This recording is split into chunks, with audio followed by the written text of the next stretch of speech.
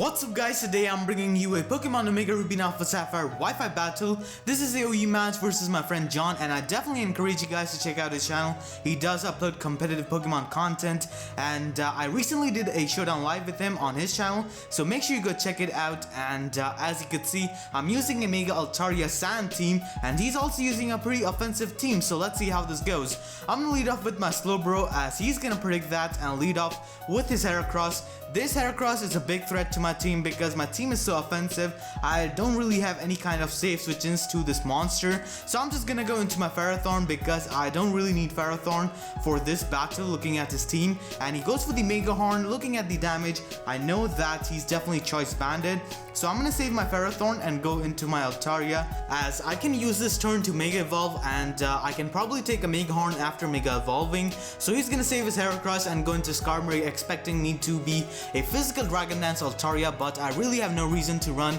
Dragon Dance Altaria when Mega Charizard X completely outclasses Mega Altaria as a Dragon Dancer on an offensive team. So I'm running Mixed Altaria so that I can roast Skarmory and Ferrothorn for my Scadrill, and that's what is gonna happen to the Skarmory. This Skarmory is gonna get annihilated by the Fire Blast, and he's pretty down on the health as he's gonna go for the Stealth Rocks. These Stealth Rocks are definitely gonna be annoying as it's pretty hard to spin on his team, and he's gonna go into his Landorus T, as I do click Hyper Voice as it would have killed Skarmory, but unfortunately I get a critical hit on his Landorus T, and his Landorus T was Choice Scarf, so it is gonna go down. That was pretty unfortunate, but it is what it is. So he's gonna go into his Mamoswine, and he's gonna make a double switch into his Heracross, expecting me to go into my Slowbro, but like I said, I don't really need my Ferrothorn, so I just went into my Ferrothorn as a dead fodder on his Mamoswine, and I'm just gonna sack my Ferrothorn because I don't really want anything getting damaged by this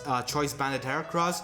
So my Ferrothorn is gonna go down, as now I can just go into my Gengar, and he's locked into Mega Horn, and I do resist Mega Horn, so I'm just gonna go for the Sludge Wave, as he actually takes Life Orb Sludge Wave coming from a Gengar, and he retaliates back with the Mega Horn, which is gonna do a lot of damage. And this time I'm just gonna go for the Shadow Ball, expecting him to switch out maybe into his Mamoswine, but making a switch into Mamoswine was pretty risky for him, so he's gonna sack his Skarmory, and now he's gonna go into his Mamoswine.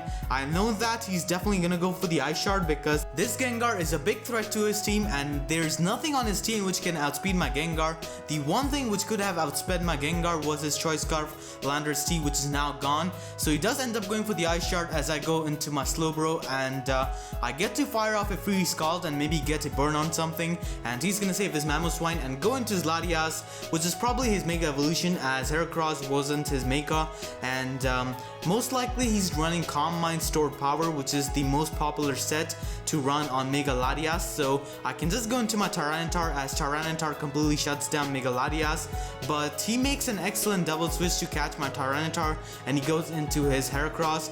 But luckily for me, this Heracross is really low on health, and he's gonna be taken out by the sand damage next turn, so I can just save this Tyranitar so that I can set up the sand once again for my Scadrill. And I'm gonna go into my Mega Altaria, as he's gonna go for the Mega Horn. It is still gonna do so much damage to my Mega Altaria, and as you could see by the sand damage, my Altaria was faster than him. And for those of you who do not know, the Pokemon who's hit with the sand damage first is the faster one out of the two.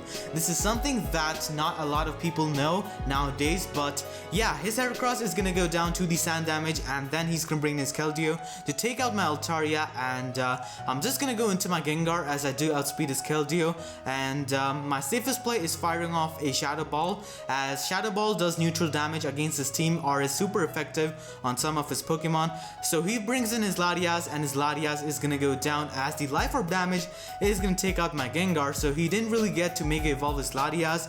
I sped up this part because it's a really stally part of me trying to slack off all of the Scald damage. That's because I forgot to count the sand turns, and I was being really paranoid. I didn't want the sand to end on his Mamoswine after I had killed his Keldeo, so that's why I'm gonna stall a bit and then take him out with the Psyshock. So Skeldeo is gonna go down, and his last Pokemon is this Mamoswine, and I'm gonna go into my Tyranitar so that I can set up the sand for the final time, as I want my Scatterel to take the final kill. So my Tyranitar is gonna go down, and my Scatterel is able to take out this Mamoswine easily with the Iron Head. So that's gonna be the game. It was a 2-0 victory in my favor. Hopefully you guys enjoyed this fast-paced fun match. If you enjoyed, then make sure to leave a like and a comment down below, and yeah, so I'll see you guys next time.